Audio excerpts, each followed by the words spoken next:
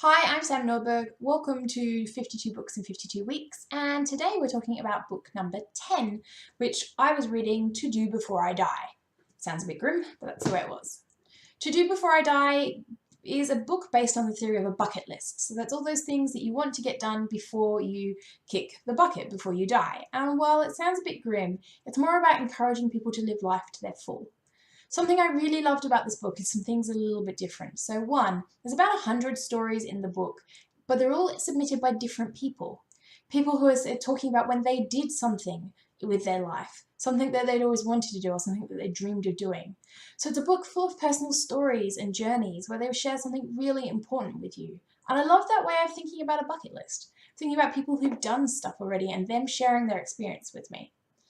The other thing that's different about this book is it makes you think about all sorts of different aspects of your bucket list. So rather than just things like I'd like to visit Canada or Iceland, which are on my bucket list, they make you think about things that are smaller, closer to home, and experiences that you can have without having to travel the world. For example, now on my to do before I die list is plant a tree. Something that doesn't necessarily take a lot of time, but something I'd like to do. Something else I'd like to do then is donate to a local library. I mean, obviously, I'm reading a lot of books this year, and that wouldn't be possible without the local library, so it makes sense then that I want to give back to that portion of my community. To Do Before I Die looked at lots of those things. It encourages you to do things like go and have dinner with your parents again more often, call a long lost friend, write a letter. It's not about spending millions on this big fancy bucket list as such, but it's about really enjoying the experiences of life and making sure that you have them before you die rather than putting them off. The book encourages you then to write your own list of 100 things you always wished you could do.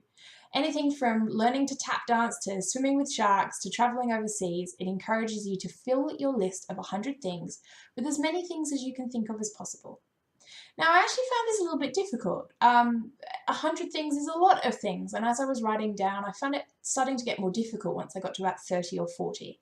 And from reading the experiences within the book, this is actually fairly common, partially because we've always restricted ourselves. So we think based on logic or we think based on our budget, which, isn't the best way to approach life. There's so many more things you can do than that.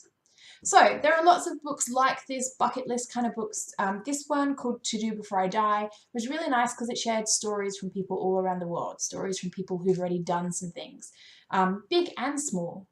Started a local magazine, road tripped across the US, all sorts of odds and ends. Short stories, no more than sort of a page or two, but just a really good way to get you thinking about what you could be doing. The other good thing about it is it encourages you to think small as well as big. Think about the impacts you can make at the moment. For example, one of the things in there is if you want to host a party, wear a wig and smoke a cigar, it suggests you could get all three ticked off your list on the same night if you held the right sort of party. So it really makes you think about what you're doing with your time. Look, I love these kind of things because it makes me think about life as a bigger picture. It makes me expand my list. And I already have a list with lots of things on it, but this is a really good way to make me think further beyond that in terms of family, in terms of local community, all those other things I think I might be doing. You don't necessarily need to go and get this book. This was a good one because of the stories, but there are lots of lists around bucket lists and to-do lists and things to get done before you die. I don't necessarily encourage you to go find any one over any other, but I do encourage you to go find a book like this. One that makes you think about the involvement in life, the experiences that you get by being a part of it, by being deep inside it. So if you haven't, go find one like this and add it to your to-do before you die list. In fact, put it near the top. That's it for this week. I'm not sure what I'm going to be reading next. That was book 10. It's probably going to be something from over there, which I will go grab in a sec. But that's it for book number 10, and as always, I will see you in the next video.